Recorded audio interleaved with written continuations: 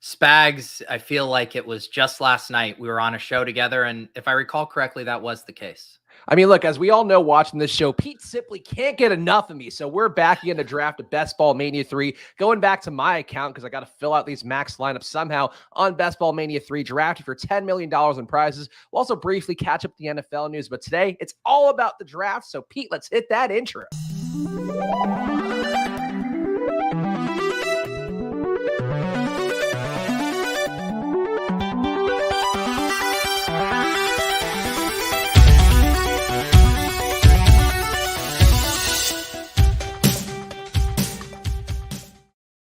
Hello, everyone, and welcome to another edition of Splash Play, the fantasy football podcast for every game under the sun. And once again, I'm Chris Spags, joined by your friend of mine, Pete Overzet.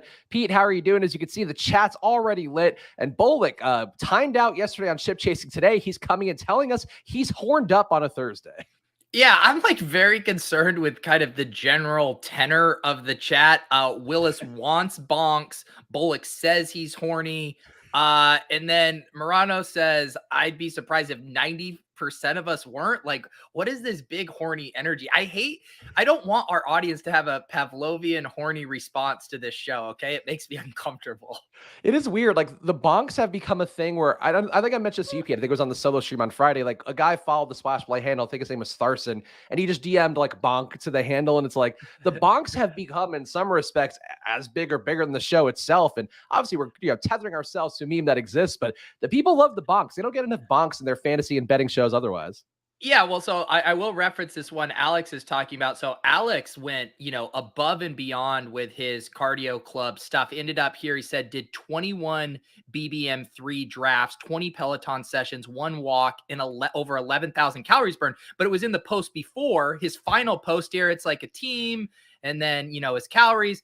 And then, like, why this shot? Like, why does this have to be included? He stole this from Mathology's playbook. It was just an aggressive bonk situation here.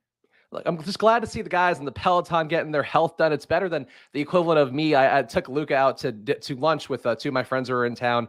And then, like, there's a hostess who's cute at a restaurant. And Pete, you're a married man. When you're a married man or a father or whatever the case, you just see anybody who's vaguely attracted to the service industry. It's like, oh, man, I remember back in my day where I would have tried in vain to make this into something. And I feel like that's a healthy way to do it. Doing it on the Peloton, at least you're getting some cardio burn. Yeah. I can't really relate to that anecdote that you just had, but whatever you got to do out there, Spags. Well, either way, we appreciate all of you guys hanging out, whether you are bonkable today or not. Make sure you are subscribed to the Pete's channel, of course. Lots of great content coming out there, including today, Pete, the randomizer you got for yourself with a big name actor. I didn't realize that you were, honestly, I totally missed it. You had like famous friends besides Patrick Laird. Yeah, Tom Everett Scott is a big fantasy football aficionado. He did the show 2 years ago. I was looking at the dates. It was 2 years. It was right when I had started doing randomizer in quarantine. He hopped on the show, so that was very fun. I thought it was about time for him to come back. And of course, people know him from That Thing You Do. He was in La La Land, some other kind of cult classics. He was in the really good show with Andrea Savage recently called I'm Sorry that ended up getting canceled. Like, now I'm not just blowing smoke up his ass because he's my guest, like a legitimately funny comedy show. So yeah, I'm super excited to do the show with him tonight. Yes, make sure you are subscribed to the Pete's channel. Of course, subscribe to the Splash Play channel as well, because tomorrow I will be doing the solo stream. It has been an exhausting week. Luca's been going through leaps as a baby that make him not sleep through the night all of a sudden, so that's been tremendous for me. But I'm going to bring that delirious energy to tomorrow's stream. So lots of great content coming from Pete and myself. Subscribe to the Pete's channel, subscribe to the Splash Play channel, and of course, follow at Peter Overzet, follow at Chris Spags, and follow at Splash Play Pod. But Pete, I'll tell you what, I haven't seen any news besides the USC news going to the Big Ten out of nowhere, which is huge for my school, huge for USC, just getting more money for themselves in college football. Absolute disaster. We don't need to talk about that, though, unless you want, Pete. Any news that you want to bring to the table before we hop in a draft? Yeah, I didn't know if you're going to be kind of forcing the Amon-Ra St. Brown and Drake London picks a little harder today, after that big news. It's huge. Like, it is like a really important thing. College football, though, like, I don't know what to make of it overall with the NIL stuff and I guess college sports overall. Like, I just don't know what it means. Like, it's clearly been good for USC getting Lincoln Riley. They're recruiting. They're getting all the transfers from all across the nation. I've talked a lot about, they're stealing that Pitt receiver away, Jordan Atkinson away. Like, I think that's stuff that looks great for them as a school. But overall, it just feels like even more of a mercenary sport than it's always been. And this is a sport where Cam Newton was getting like duffel bags of 75K dropped over to his house. And I just don't know how do you root for it when there's so many moving pieces every single year? Yeah, I've grown each year more and more detached from college football. I mean, I do get very excited like once the combine hits and all of the, Devy and dynasty guys start getting their hands in the dirt telling us which of these players are going to be good in the NFL, but man, yeah, it's just one of those things I'm content to not pay attention to and focus on the NFL. And yeah, I was rounding up links for the newsletter for tomorrow too. And it's been just a really slow news day these past few days. Generally, there's a lot going on. The Deshaun Watson hearing keeps kind of get pushed back a day. The big news, or I shouldn't say news, but the clip that was circulating was the Miles Sanders on a podcast where he was basically like, don't draft me because they make me share the ball with so many people. So I think that's interesting because one, I actually think a quote like that will move his ADP a little bit, especially on a site like Underdog, where drafters are so on top of the fire hose of news, and so I think they'll react to that a little bit. And I think it's a funny thing, and one of those things that I actually kind of want to buy the dip on. And today, our Fantasy Life newsletter was all about the Eagles, specifically AJ Brown. But I was kind of talking about in the intro how that I think fantasy drafters generally want to shy away from situations that feel messy or crowded, but that doesn't mean there's not upside there. It just means there's uncertainty, and that uncertainty means we're probably getting a discount. So Miles Sanders is kind of one of those, I think the perfect illustration of that, where I get it. He has been in committee situations before, but if we do project this offense to take a leap this year, I do think he could be a big beneficiary. And I think he could have kind of a Devin Singletary-esque season, or how he finished down the stretch. So I think that quote is interesting. And if I can get a 10, pick ADP discount here on Miles Sanders over the next couple of weeks, I'm going to take it. Yeah, the NFC East backs, for whatever reason, with him, Antonio Gibson, even Saquon to some extent, Zeke, certainly, who he had to draft on yesterday's chip chasing draft. A lot of ugly backs here that people just don't want to draft. And I think it could be a spot that one of them ends up paying off. And I just will say real fast, Pete, I'm going to pull up the Best Ball Mania 3 window as we start to get in here. So if you want to join us, go over there, use the promo code SPLASH for yourself, and I'll manage the actual draft. We are doing it on my account today. But Pete, I saw some Gabe Davis slander again before the show as I'm about to enter us into this draft. And I'm just tired of it now. Like, I don't know if it's engagement farming, and I don't know what your stance is. Like, I like Josh Larkey. I think he does a good job. I'm intrigued to kind of see what he does with whatever he's doing his next steps, because he really did a good job on TikTok figuring that stuff out. And I don't know what the hive mind says about him, but I did enjoy reading his thread about Gabe Davis. It does feel like you're engagement farming, though, a little bit now, where it's just like people wanting to slam dunk on Gabe Davis or tout him up. And I just think he's a good player, and I think we don't need to really get into the microanalyzation of it. I feel like that's a mistake. I know you've talked about that. Like, the player take part of this, I think it's just such a big mistake. And just take Gabe Davis because you buy into where he is ADP-wise, you buy in that offense. But I think nickel and diming him over and over again is just getting exhausting to me. I mean, if you're fading Gabe Davis, even at his current cost, I mean, you are just massively overcomplicating things, specifically with how, if we want to have like the season long conversation, but I'm specifically talking about these best ball tournaments. We have literally seen Gabe Davis put up a 45-point week. We know what he's capable of. Those are the weeks we need, the similar weeks that Jamar Chase and T Higgins, put up down the playoff stretch. On top of that, you're tethered to arguably the best offense in football. And then third, you have just massive through the roof contingent upside. If there's an injury to Diggs, if there's an injury to Dawson Knox, anything like that opens up more of a target share. And he could have a season where he returns a second round value. So Gabe Davis is an absolute smash pick, and you're a donkey if you're fading him in best ball tournaments at that price. We can see Cooper Kupp here going 1 overall, so it might be a piss boys room. We'll see. But I agree with you completely. Like, and I think too, the main thing to me is like, when you are making fantasy projections, if you're running, simulations, whether it be the Monte Carlo sim or whatever else on that you might be doing out there, or even on Fantasy Cruncher, if you go through it, you'll see the standard deviation. We know what Gabe Davis' ceiling was. We saw it at the end of that year, and now we also have less bodies in there who should be meaningfully taking targets away. So I think that to me is the thing, is like, when you see that upside, a guy can hit 40 fantasy points, can hit 200 yards, like, he's clearly capable of it. Whether it's going to happen every game or not, I don't know. But for best ball, like buying in on a potentially big part of a really high octane offense that could be record breaking, you got to do it, I think, is really the main thing. Yeah. And I mean, one of the things I think about a lot in these drafts too is I want I want as cheap of exposure as I can get to these elite offenses. And Gabe Davis got this is a better bit than the sex bot account. All right, we are gonna be on the clock, and then Yeah. we can talk about this in a second here. It's amazing how Sam gets in all these. Sam from FTN, of course, who we've talked about on the show, I think a very sharp drafter, but he is always soaking up that Sherbury V whenever he can. And damn if I don't respect it. I would say let's take Devontae Adams here. Let's do Eckler. Real? Let's do. Oh boy. Oh no. All Come on, right. I'll let's do do it. it. I'll do it. Let's do it. I think you were, even though Pete, you did dig. If you didn't watch Ship Chasing yesterday, I think it's worth a rewatch. Pete did really go full dictator Pete on Pat and I a couple times. I was trying to back up Corain on some takes to show Corain the love that I feel like he deserves from how I perceive him. And you just fucking walked all over us, Pete. You were timing people out. You were in the zone last night. No, here's the thing. I was going, if I was in the minority on it, it was your reasoning. It wasn't to say like, no, I agree with this take. You specifically said, I just want to suck up to Pat. And that was such an awful reason that I wasn't going to allow that to be why we did the pick. I think I said I want to. First of all, I wouldn't say I want to suck up to Pat. I was saying I want to support Pat in his endeavor. You were we didn't get Rojo. We got like all the clips. I think the only clip we didn't get yesterday was the Sky Moore clip. Yeah, we didn't get that. That clip's been tough to come by these days, especially in Ship Chasing ribs here.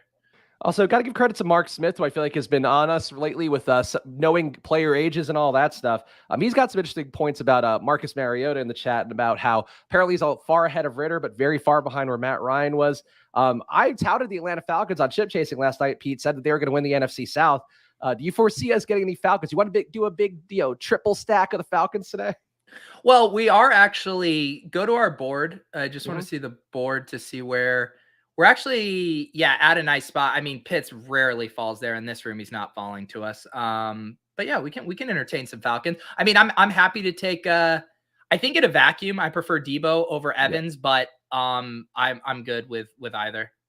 Let's take Debo. I think you made the case for Debo pretty well a couple episodes back, Pete, of talking about how Evans, if you're drafted for week 14 through 17, certainly Godwin being back, whatever else happens with Tom Brady gives a little more of a risk profile, where Debo shouldn't be in a materially worse spot by the time that part of the season rolls around. So I think that was one of your better cases, even if it was not one of our better viewed. I think there was some debate on TikTok over it, actually, but it wasn't one of our better viewed clips, despite your genius being on full display. Well, yeah, what's going on in our TikTok and Instagram reel streets? I normally don't see the comments. Have we gotten any big comment battles breaking out over there? I think it was just like the last one was like, oh, like people like Mike Evans is good, Debo's good. Like that's basically the level of comments you get from like when you're building the handle from start and just hoping to get some algorithmic boost. But I think the lane for us is really to do like the Rachaad White ones. Like the Rachaad White one we had, I think did like 10,000 views on Instagram, and people are still liking it and sharing it every day. And it's like, I guess just DMs. We just need to leak player DMs every episode. I do think anything that feels a little salacious, a little rumor milly, anything behind the curtain. That's why that Miles Sanders clip is going. It's like on a podcast, he said not to draft him. I think that would that'd probably have some virality to it here. Headline. Yeah. Everyone in the chat is very excited. There's a lot of people who were in the timeout last night who are now free. So you guys are lucky I'm in a better mood today. I'm drinking water instead of tequila. So you guys are probably safe. Probably. Yeah. See how it goes here. See if anybody starts sniping some picks away or making illogical draft choices. Then Pete will be right back on his horse, just smacking you all down. Yeah. So I'm trying to see how this room ended up shaking out here. I mean, and the back half, I mean, this didn't go crazy piss boy. I mean, a lot of the teams that took wide receivers early, I mean, we really, even from the 101 there, Cup and AJ with Javonte, we have the Diggs Higgins team. We'll see if they stay pissing or not. Yeah, I don't know what we're going to be doing here. That's Willis. Yeah. Seems like there's Willis loves Chubb. Willis is going to value Hound Chubb here. Ooh, no, Pittman. Okay.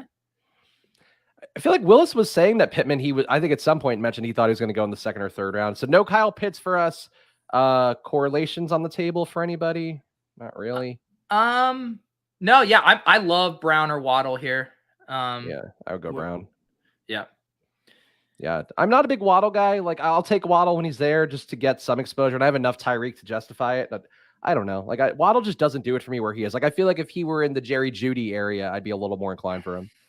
I think for me with the Waddle stuff, Marquise Brown's going to have, I think, just more target volatility throughout the season, especially when Hopkins comes back, where I do think there are scenarios where Waddle is just the target hog in that offense, kind of how we saw from him down the stretch, and that Tyreek Hill is used as more of like a Marquise Brown type and not just a massive volume guy. Just because Waddle was so good in that underneath role last year, and we also know that's kind of to his strength as a passer too. So I'm still pretty excited about this price tag for Waddle. But I like both him and Brown a lot, and I do think, yeah, Brown, Waddle, and Moore to me are my targets in this range. And then I do think there's a little tier gap once you're getting to Sutton and Judy and some of these other guys. I guess I include Deontay Johnson in there as well with those guys.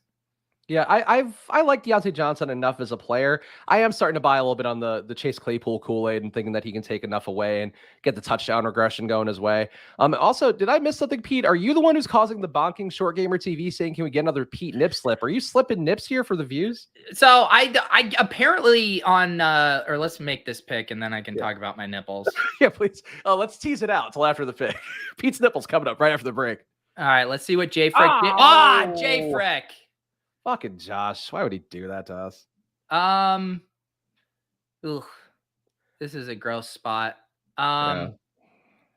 I guess I'd probably just plug in my nose and take a McLaurin here. McLaurin, all right. I can do that. I would have considered taking Connor to make the bet on Arizona. You could have talked me into reaching for Kittle. I really wanted Waller to follow us there. I think that would have been very nice for us. Oh yeah, Waller would have been good. No, so I don't know what it was with my tank top yesterday. But I guess when I was like moving around or something, like it would get settled and my nipple was showing for a second. And I didn't notice it until people started commenting on the chat, and then people left comments on YouTube about it, wondering why my content wasn't getting flagged by YouTube for being inappropriate. So I had to deliver a statement on Twitter about how my subs have plateaued and I'm having to show a little skin here. So yes, guys, but just if I just give you guys the nipples every day, you won't come back for more. So I can't just, I mean, Spags, no one's gonna buy the cow if they can get the milk for free. You know what I'm saying? That's true. You got to put that behind the paywall. You have to put the little like emoji over your nip so that people will go to your OnlyFans and pay for your fantasy football advice while topless. Willis is over the moon to get Zeke. He sent us $5 last night because we drafted Zeke. Congratulations, Willis. You ruined a great team. I do have to say, one thing I'm surprised by is that there isn't more. Pete, I know if you prepare the clip, that there isn't more like nudity-based fantasy football content. Just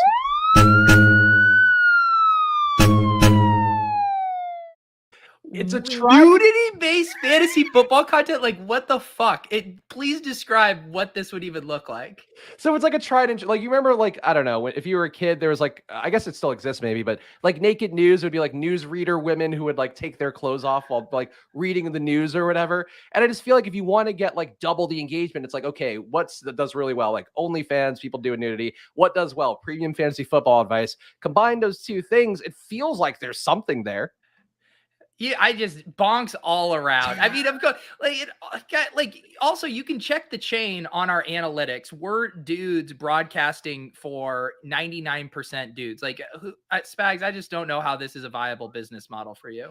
I mean, we had made a joke early in Splash Play that like we could be the baby talk fantasy football podcast and do an OnlyFans where we all go like, oh, you should play. No. Adrian Peterson this week looks like a very good player. Do we care? And like somebody out there would love that. So like, you pop your nip out, you give some advice, or if we had like an attractive female co-host and then she were like, yeah, the Sims are saying, and ba ba ba. I got so uncomfortable with your baby voice thing because also last week on the randomizer, one of the prompts was Cooter Doodle and I had to discuss a pick with a puppy voice.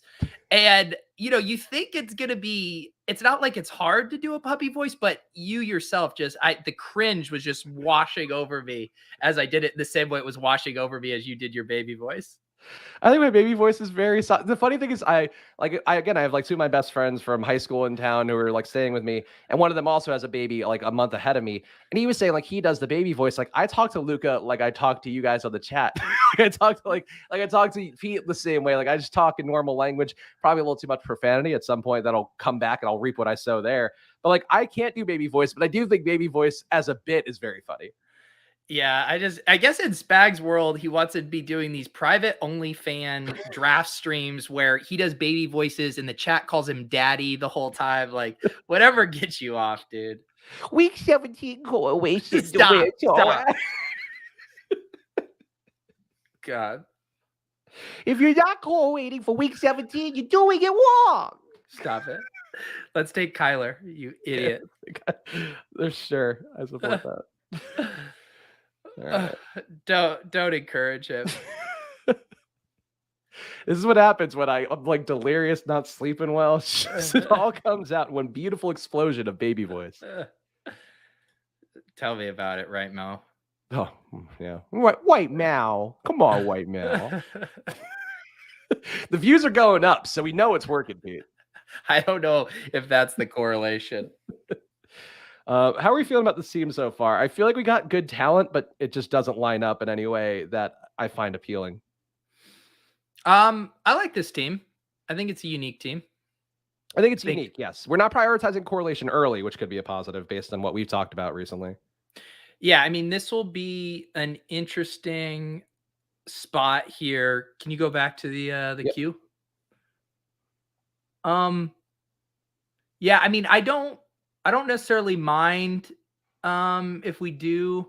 This has been one of those spots where it's like, man, I definitely enjoy grabbing Dalton Schultz. I don't really care about these wide receivers here. Jacobs to go with Samuel for week 17.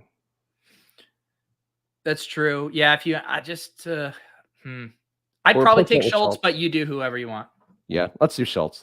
I think just getting a tight end that we feel good about. Like I really do not enjoy not having an elite tight end, as I've said on the show. I think I'm at 75% of my drafts have an elite tight end, and Dalton Schultz not quite that tier. Like technically an elite tight end, I think, according to the RotoViz Explorers, the first 5 rounds. But yeah, like Schultz is close enough to me that he could bubble up to that kind of tier.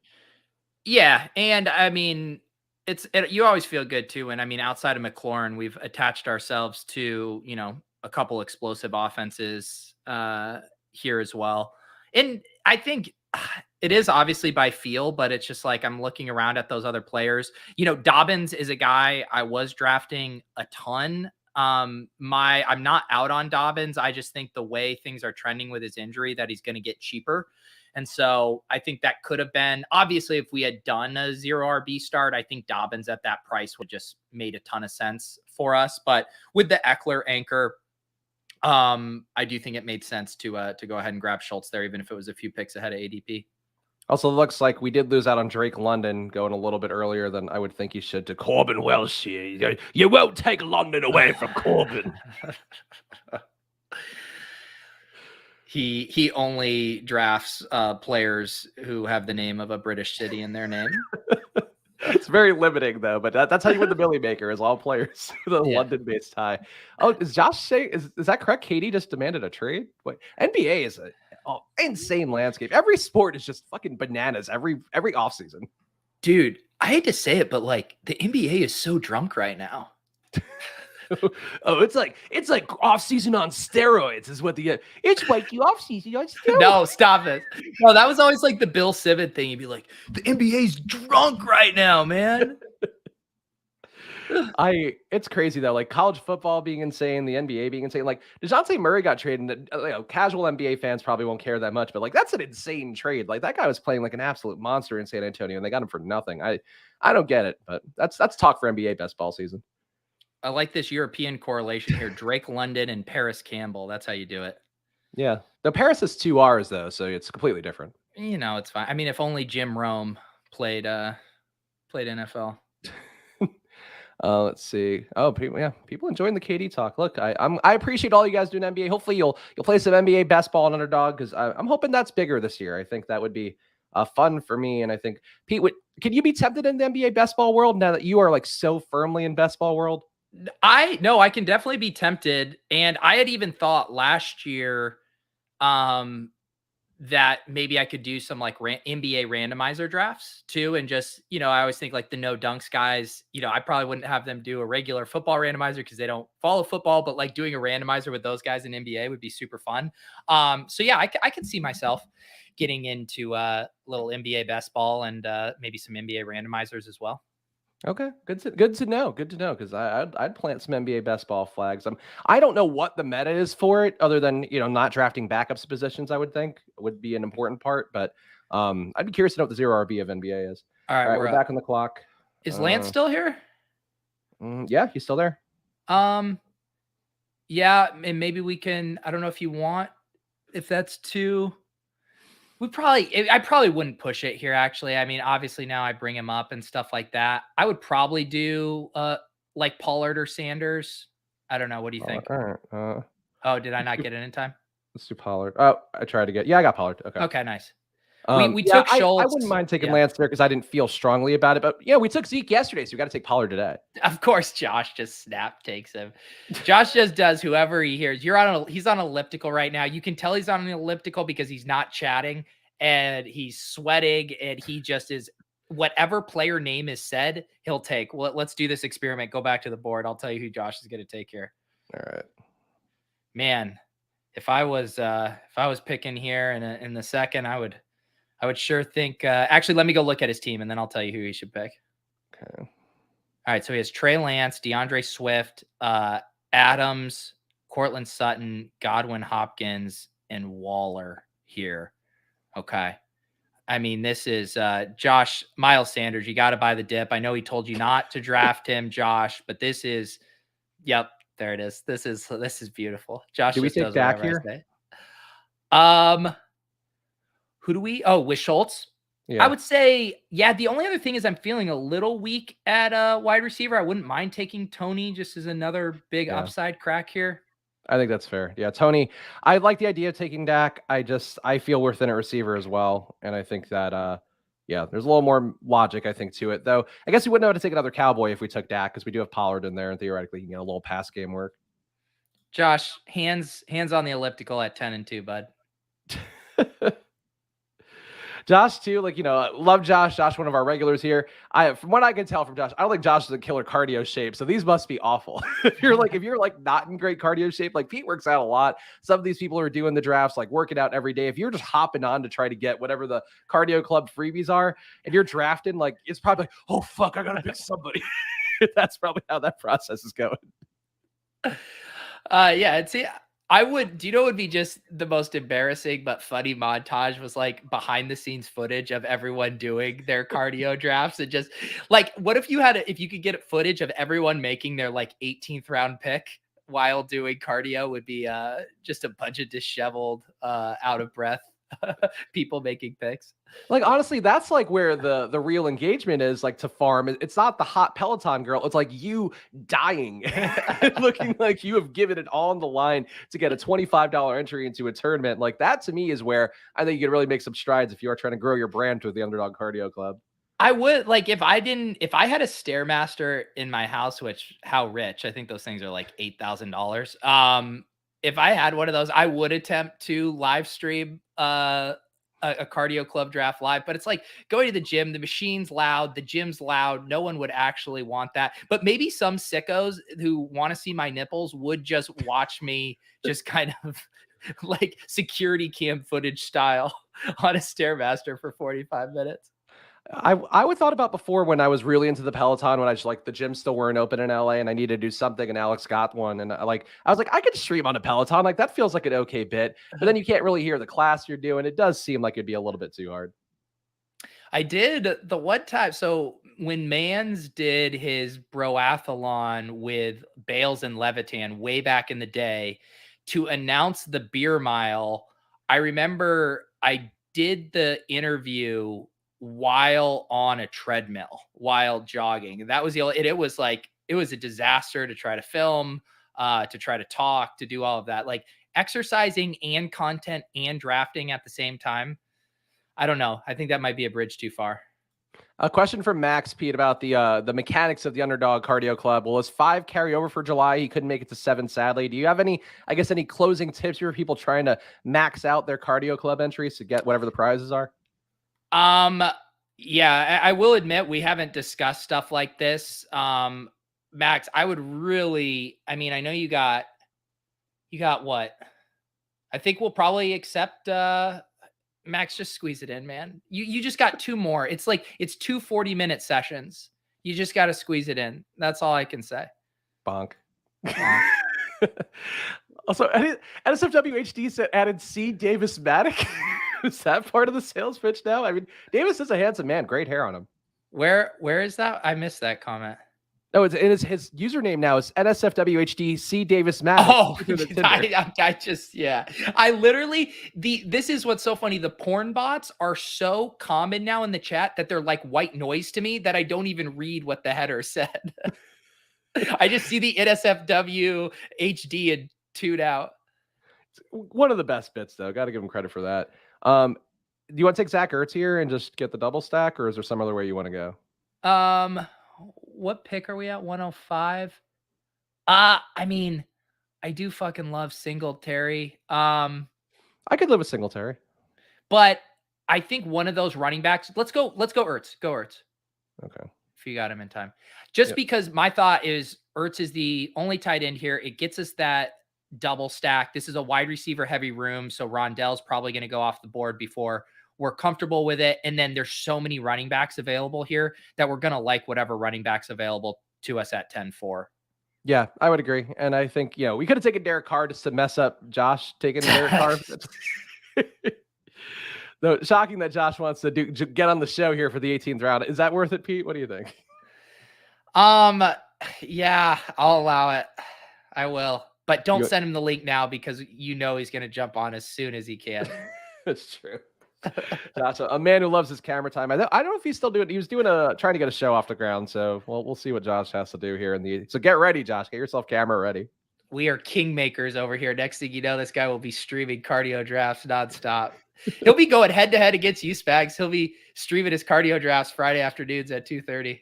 Be fucking out drawing me like Liam. Heartbeat. Wait, have you been going head to head with Liam?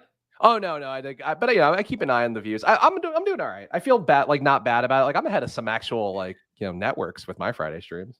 I meant to tell you, I was trying to get the Discord thing set up so people in Deposit Kingdom Discord got notified when you went live. But I remembered if I sync that up, it would double post because we're simulcasting, and I think that's a little too spammy. No, that's fair.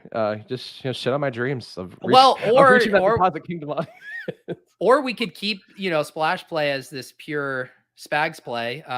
We can figure it out. Oh yeah, we got to actually think about some of that in the future, especially who knows? James Cook here. Yeah, I like that. I mean, I also don't mind Damian Harris at this price. I mean, you never take Damian Harris on your account, and I saw that yesterday firsthand. So I'm not giving you your exposure to Damian Harris here. Wow. Also, Bullock says, think I need to start content. We got to capture the younger crowd. I mean, Bullock, you're here. We've already captured all the young people we'll ever need. I mean, well, we're going to get at least one imaginary viewer with his girlfriend. So that's crushing it on that front. The chat also made a good point too. I'm being lazy today, but CPAT with our bring back on our Arizona correlation would have been. Yeah. CPAT just doesn't do it for because we're gonna get Tyler Algier is gonna be there looking like a snack in the 15th round. No wonder you gloss over Patterson because you're like, ooh, I could get my 400 share of Tyler Algier later. Tyler, look, Pete, if there is one thing from ship chasing, I think I have the best chance to be right about is putting myself on the Tyler Algier island. And I think he's going to be good. I don't know if he's going to win me $1 million, but I'd like it if Tyler Algier won me $1 million. Honestly, I have no problem. I wish you would have delivered that. You did like this kind of watered down. I think the Falcons are going to win. No, I wanted something like Tyler Algier is going to finish the season as a top 10 running back. And then boom, I can hit the outro. You really let me down on that one. Well, I mean, because I extended it so far. I said Drake London, Kyle Pitts, and Tyler Algier are all top 10 of their position. So a bit of a reach there. But yeah, the Tyler Algier part's probably the one I guess the Kyle Pitts one should be the one I believe in the most. Yeah. I just needed some real, I'm looking for that punctuation mark on an episode, just the total mic drop. And I feel like you tensed up a little in delivering that. I put you full screen. And you started, you started sweating.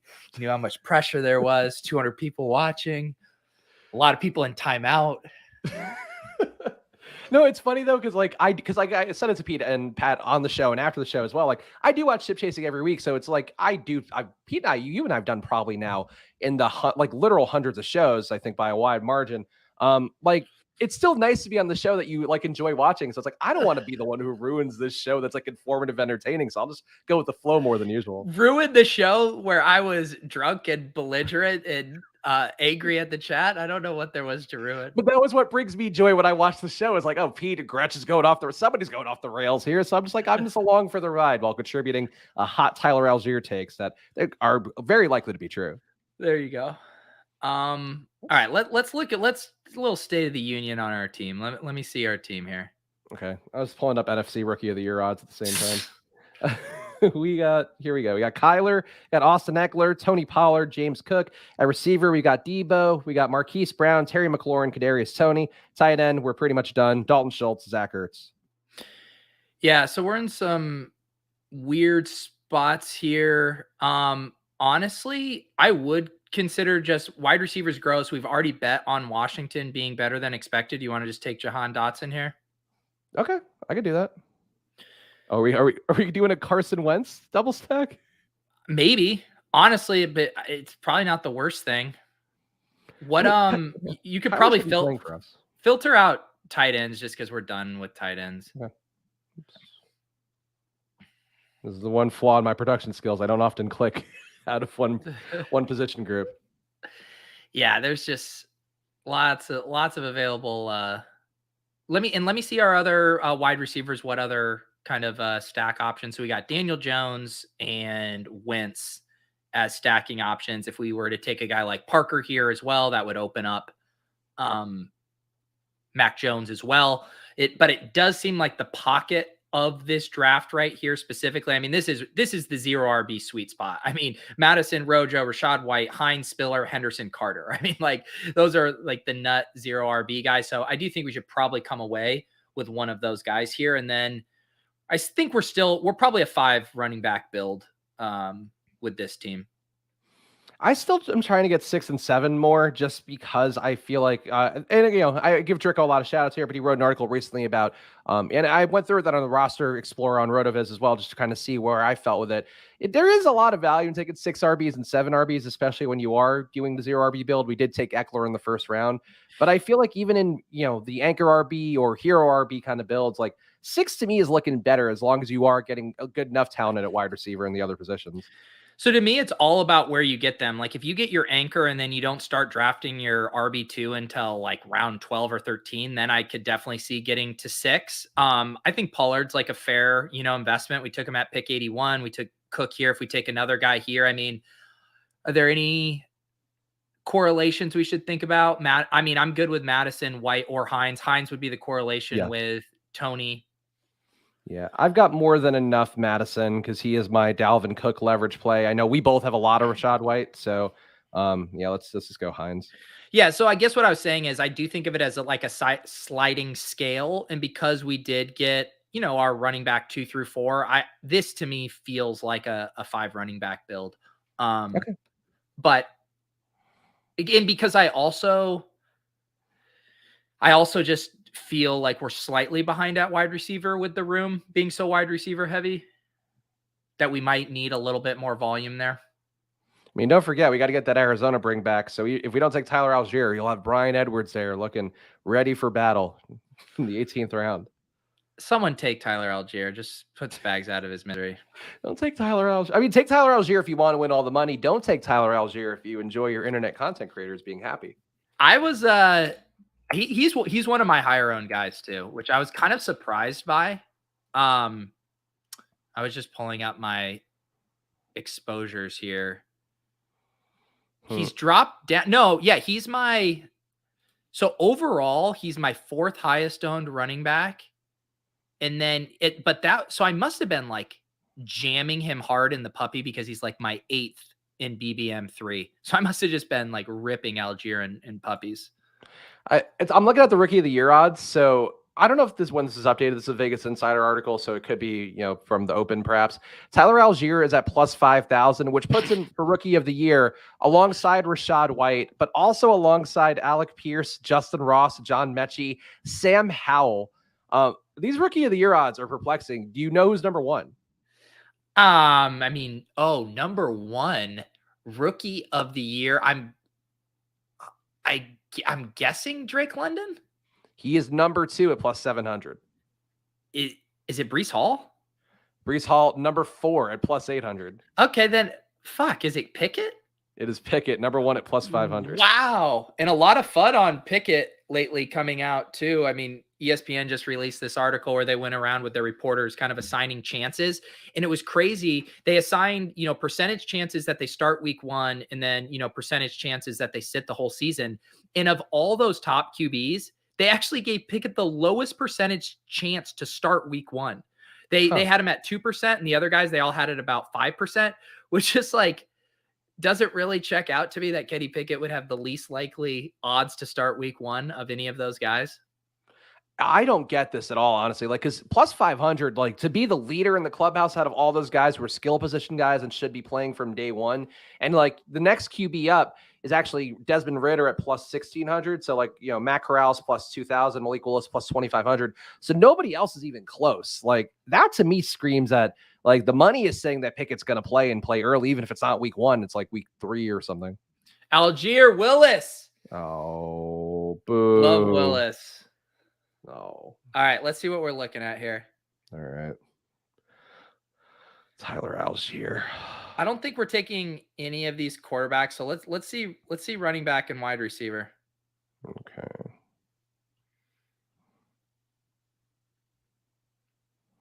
Man, we're skiing a little bit behind this avalanche here. Although I think we should take Alec Pierce. Yeah, that's what I was thinking too.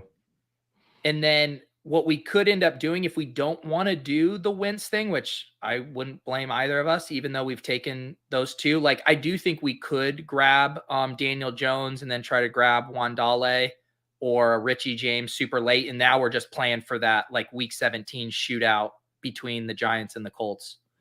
Yeah, I don't mind. I like Daniel Jones. I was thinking that we had some flexibility there where if we didn't want to take Wentz, like, and Jones keeps falling, like, I don't mind going there. I think Jones is objectively a better play than Wentz, but we already have both Washington receivers, so it feels like we already kind of are locked into taking Wentz.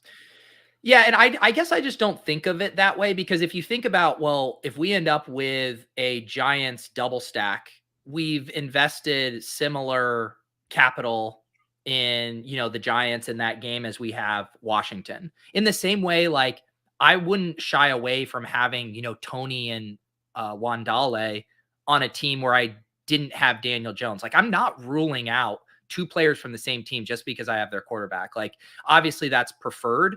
But it's still, as Daniel Jones does go there. But it's still a correlation bet that I'm happy to make on the team throughout the season. And you can get those kind of ping ponging spike weeks from those guys as well. So I'm not out on that. Yeah, I mean, I think it makes sense, I guess, with Washington in particular, because there is a chance that you could see Howell start, and like, he is a big arm guy, and like, if that's the case, then you can get the production without having the QB, which is fine. So I don't mind that. All right, what do you got on the?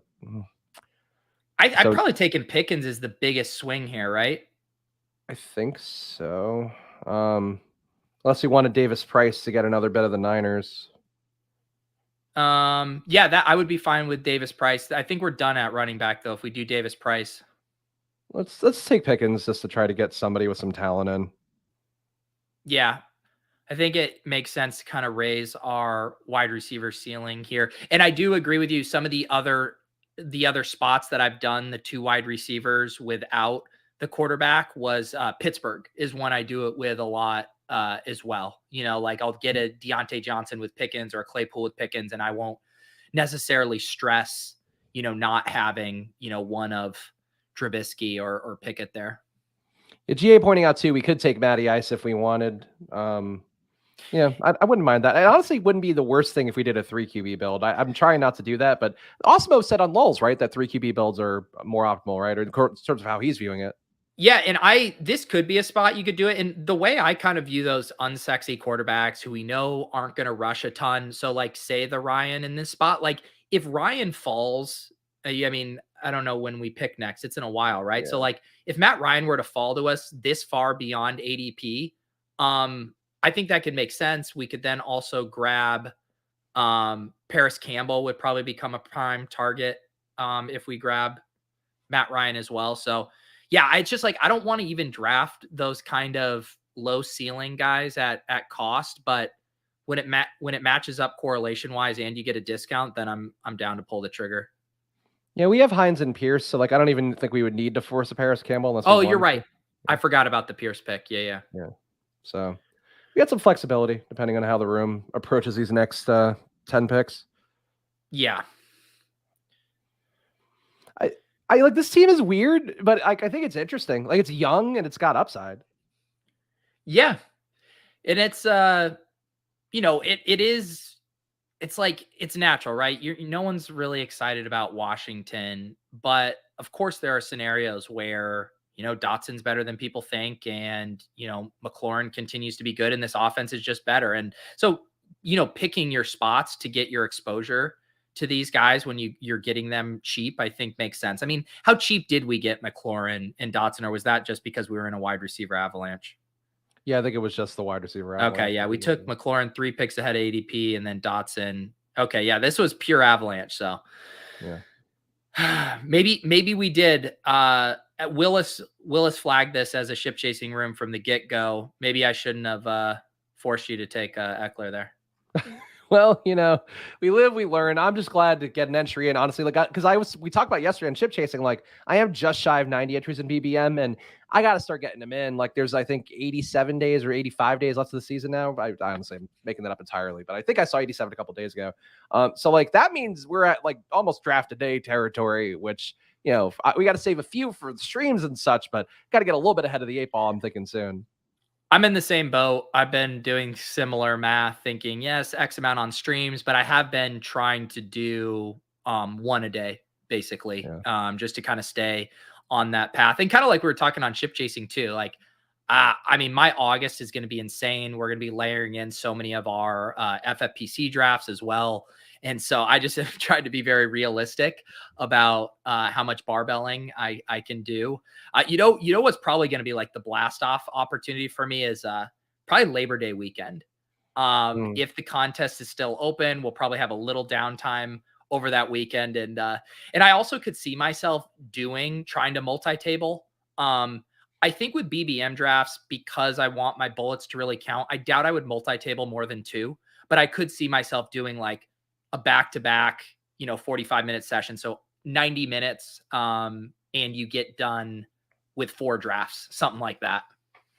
Yeah, I like that. I like 2 at a time too, because I've talked about this, and I actually talked about it on Liam's show, and he didn't push back like super hard. Obviously, I think he wasn't supportive of it necessarily, but I think if you're drafting 2 teams in parallel and you're like, these 2 teams kind of tie to each other, where I got T. Higgins here, this one at ADP, got Jamar Chase, this one at ADP, and like it makes me feel nice, like I'm kind of doing some sort of exposure juggling. I don't think it matters, but I think 2 at a time is manageable. I do think like I would up to 4 puppies at a time, and I feel like 3 to 4 is where there's a lot of variability to how well you're drafting at each spot. Yeah, and Paul, I have mostly I've been hopping in slows for the puppies. I'm normally getting like 10 to 15 slows. I think I still have an 18th round pick in an original puppy slow draft. But yeah, I've only done a handful. Wait, we're on the clock, Pete. So okay. Davis Price just went, but Matt Ryan did fall to us if we want. Yeah, let's do Matt Ryan, and I do agree with you. I think we could get to 3 quarterbacks with wins here if we want as well. Okay, yeah, the 2 QBs of Indianapolis, the bet that nobody wants to make. But honestly, that's the kind of bet that I feel like does win sometimes. So let's look at our construction here. If we are getting to 3 quarterbacks, we're done at tight end. I think we're going to get 1 more running back, and so we have 3 more picks, right? So we would end up with a 3-5-8-2 build. The question is, do we look at our wide receivers and do we feel like this is an okay crew to roll with just 8? We're obviously really rookie heavy here on the back end, but depending on who our 8th pick is, I think I'm comfortable with an 8 wide receiver build here. Yeah, I think I see one. I mean, there's a couple guys that we could take for the Washington correlation if we want. Let's see what old Josh does here. I think you should take James Robinson if I were. Oh, yeah, you're completely right. David Bell's a smash for us right here. Yes, David Bell is a smash. I also thought we could have taken Dearness Johnson late if we wanted to do that play for you. But yeah, David Bell's great. So that does us good there. And then, yeah, I think we're set up nicely here. And we do have the flexibility, I think, with the Wentz thing. I kind of like it, though. I do think with this build, think I'm comfortable. I think I'm at peace with 3 quarterbacks. It honestly could be a spot to take Sam Howell too in the 18th and just see. All right, send Josh his thing Oh, for the 18th round. let me grab the link. Josh, hopefully I can find your DM name fast enough. I think I can. No, I don't want to. Should I tweet out the link, Pete? That was what I almost did. No, you shouldn't. I mean, you could. I mean, basically, you'd probably have like 3 people try to get in here, and then I just see them sitting in the hopper, and I just make them stare. Like that one time we allowed anybody to come on. That was absolute chaos that day. All right, Josh has the link now. Josh, check your Twitter DMs. Josh, we said 18th round. I will allow you because I have a hardish out today. So you're welcome to come on when you get this this link if we want to stretch it to round 17 and 18. But I swear to God, Josh, if you come on this stream and you're not out of breath, I am going to flag your cardio club submissions as invalid. Yeah, and I want to see some sweaty nips is what I want to see. I want to see that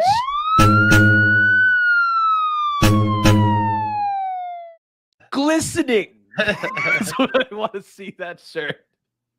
That was good, Spags. Okay. I think it's funny to imagine that I was just talking feverishly throughout the entire. That's why I said that was good. We didn't have to explain why it was good. No, people don't know, Pete. I am glad that the VIPs have found. I know it doesn't translate when I post it up here, but I am glad the VIPs found the bonk emote in there as well. I'm glad the bonk emote. People seem to love the bonk emote. I'm glad that you brought that to the table, Pete, with your tremendous production ability. Thank you. Yeah, I got the Tom Everett Scott emotes loaded in there for tonight. His sunglass one from that thing you do. So, we're trying, Spags. Oh wait, Mark preaching to me. Oh, we want to see those glistening nipples. Stop it. Oh my! Here's our good pal Josh Frick live on the treadmill. How you feel? Oh my God! No.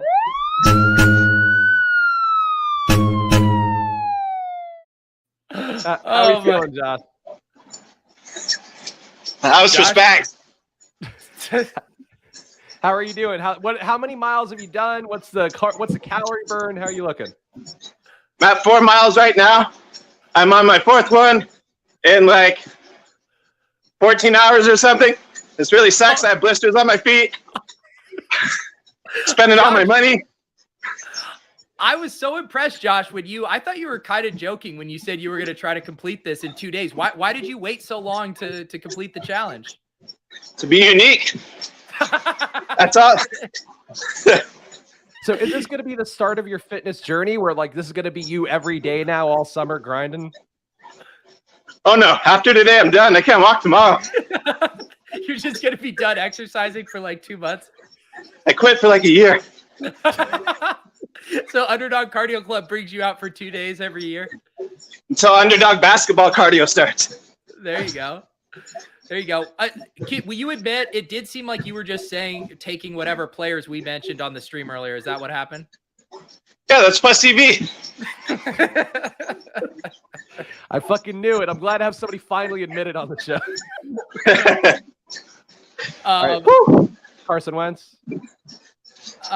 Yeah, let's do Wentz here. Just in case somebody wants to get cute and scoop us. We want Carson Wentz. We are the one drafter in all of Underdog that wants Carson Wentz. That's right. Oh, and Josh is on the clock here. What's the pick going to be, Josh? What's going to be, Josh? I got to look. Hold on. If he fell right now, this would be tremendous. Look at he looks like a dog panting. He looks like an overjoyed dog. It's that frozen face. Everything froze. Josh's timeout here. Is he going to get timed out? Ryan Tannehill. Ryan Tannehill. Oh, he loves Tannehill. He loves him. Wait, so does that even make sense with his lineup? He's got Tannehill with. No. Oh no. No, that might have been accidental. This is the face of a man who just timed out on his 3rd QB. You see why the best ball mania was the goal of the Underdog Cardio Club, Pete, just to have more shitty entries for you to get a better chance to win? You're seeing through.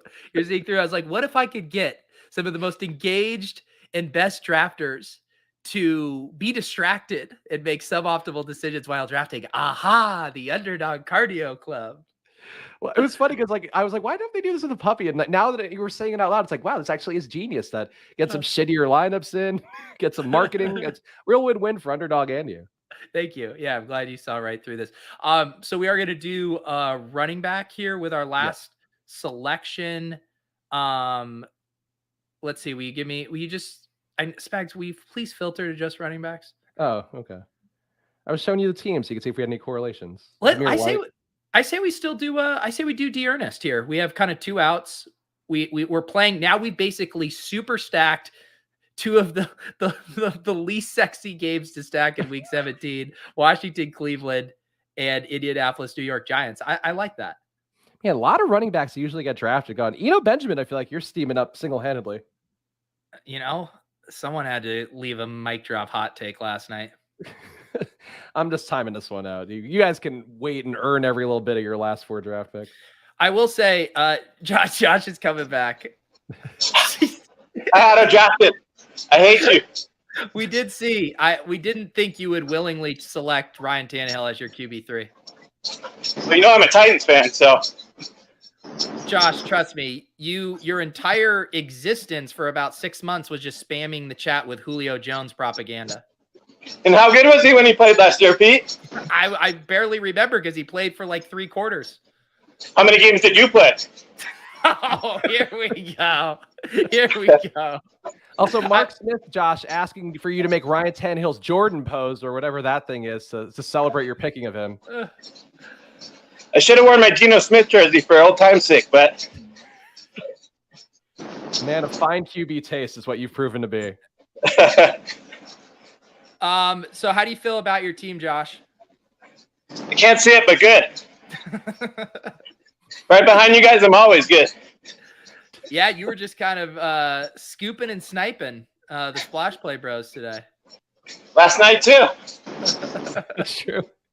He's got a strategy. It's hard to argue that. All right, Spags, this is what we're going to do. We're going to let Josh outro the podcast. We're gonna tell him some of the key points he needs to hit. Josh, one thing you need to remember: Splash Play is going to get flexed from Monday because it's the 4th of July to Tuesday at 10 a.m. next week. Spags, is there any other boilerplate Frick needs to bring us out here? Yeah, and subscribe to the Splash Play channel for a Spags solo stream tomorrow. So those are 2 big plugs, Josh. All right, whatever Josh, else you want to. Give us your big outro here to Splash Play. Big outro is. Keep those nipples covered unless you're charging for it. Spags, don't get too drunk with Luca on Friday. Wife wouldn't like it, but it would make for a great stream. There we go.